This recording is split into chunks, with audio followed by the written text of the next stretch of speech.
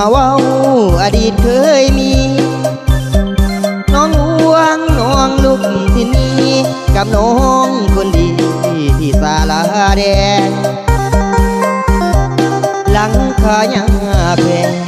ชาวบ้านที่แหกให้ฮักให้แฟนชาวบ้านน้องเดินสัญญาหน้าแดงกับน้องแก้มแดงน้องบัวบนตานบ้านเมืองเพียงไกลอย่าได้ลืมอายเดินนาสัญญาอย่าจืดจางน้องแอวบางอย่าได้ไถ่ถอนเจ้างามเลือกได้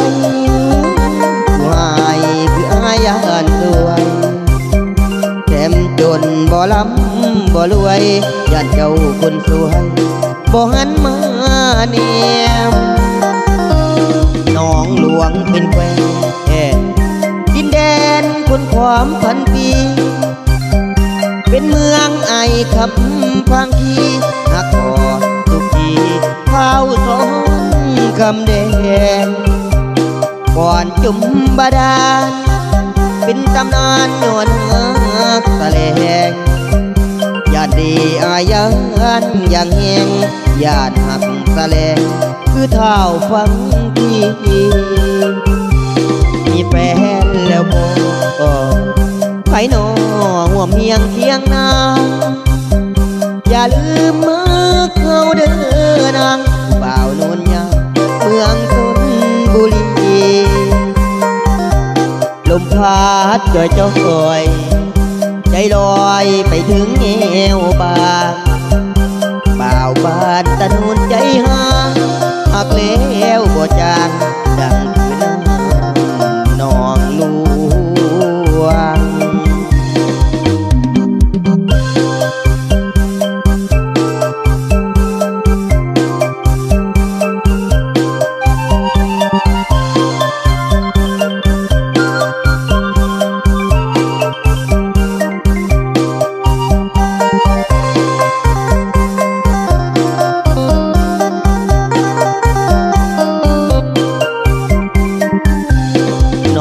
วงเป็นแควดินแดนคนความพันปีเป็นเมืองไอคำพังคีหักคอทุกทีข้าวสอนคำแดงก่อนจุ่มบาดาลเป็นตำนานย้อนหักแสดงญาติดีอายันอย่างแหงญาติหักแสดงคือเท้าฟังที่มีแฟนแล้วบ่ไผหนอหัวเมียงเคียงนางอย่าลืมมือเขาเดินนางผู้บ่าวโนนยางเมืองชลบุรีลมพัดเกิดจ่อยใจลอยไปถึงเอวบางบ่าวบ้านตะนูนใจหางหักแล้วบ่จางดังคือน้ำนองหลวง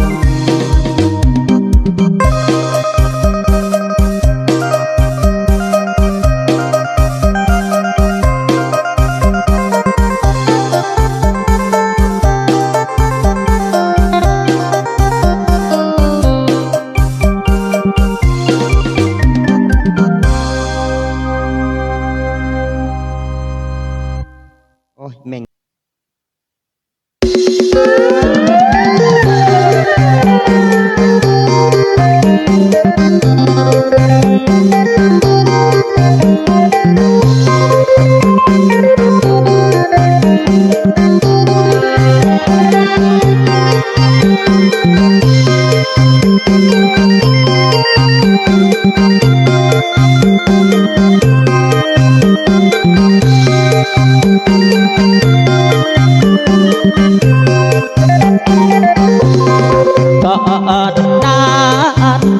สองเอาหักกันอย่างแหงอยู่ที่นาแสงสองเอานั่งเคียงคู่กันอยู่ใต้ห่มว่าสัญญาอย่าเปลี่ยนแปลงบัด เหตุการณ์วันนั้นน้องนั้นยังจำได้บ่จำได้อยู่ว่าสัญญาสองเราเคยมีวันหนึ่งน้องก็จากนี้ไปบ่หวนคืนมาลืมให้หน้าสวนลืมทิศหน้าแสงแล้วว่าเข้าสู่เวียงจันทน์เมืองฟ้าลืมสัญญาที่เคยเว้ากันน้องมาลืมคำสัญญากันว่าใส่ว่าสิมาเกี่ยวเข้าหน้าแสงหวมกันหลายปีแล้วน้องอายรออยู่เด้อแก้มจันทน์อดีตสองเอาวันนั้นบ่มีวันสิลืมได้ลูกคอยอ้ายคอยอยู่ที่หน้าแสงนั่งทาจนตะเวนแดงชินแสงบ่เห็นน้องมาโศกเศร้าเงาง้อยอายคอยอยู่เด้อกาตาย่านแต่น้องลืมว่าจะลืมสัญญาอยู่ที่หน้าแสง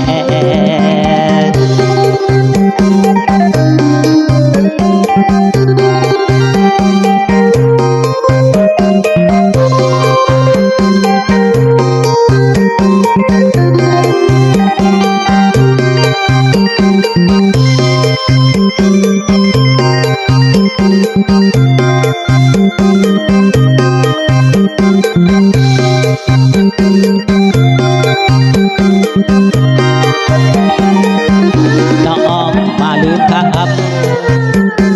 คำสัญญากันว่า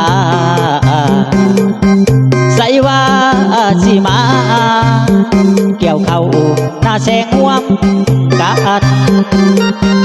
หลายปีแล้วน้องอายรออยู่เด้อแก้มจันทน์อดีตสองเอาวันนั้นบ่มีวันสิลืมได้ลูกคอยอ้ายคอยอยู่ที่หน้าแสงนั่งทาจนตะเวนแดงชินแสงบ่เห็นน้องมาโศกเศร้าเงาง้อยอายคอยอยู่เด้อกาตาย่านแต่น้องลืมว่าจะลืมสัญญาอยู่ที่หน้าแสง